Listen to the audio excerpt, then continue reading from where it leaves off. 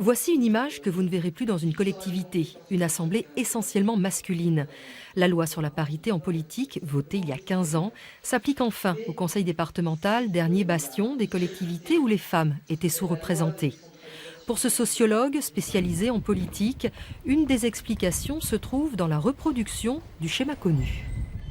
Les sortants qui sont des hommes ne sont pas prêts à laisser leur place, donc de manière mécanique on reconduit les mêmes aux positions, donc ça ne permet pas la féminisation. Ensuite il y a aussi des mécanismes psychosociologiques qui veulent qu'on tend à coopter dans les instances des personnes qui nous ressemblent en termes de sexe bien sûr, mais aussi en termes de classe sociale, en termes de niveau diplôme, etc.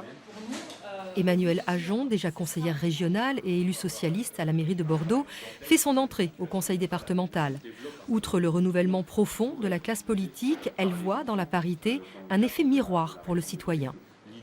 Elles arrivent avec une plus grande variété sociale aussi, il me semble, et qu'elles soient bien ancrées dans la réalité, en souvent cumulant un job, des enfants, et donc dans la vie de tous les jours peut-être plus ancrée, en tout cas dans la représentation que peuvent s'en faire les citoyens. Laurence de Sertine est aussi rompue à la politique. Pour elle, la parité est une évidence et les qualités des femmes très concrètes. Il y a une complémentarité, on a un regard différent. Moi, je suis sûrement plus pragmatique, j'aime l'efficacité, j'aime que les problèmes soient solutionnés rapidement et que Voilà, pour moi, l'objectif, il est là et je crois que, on est habitués, on n'est pas monotache, nous.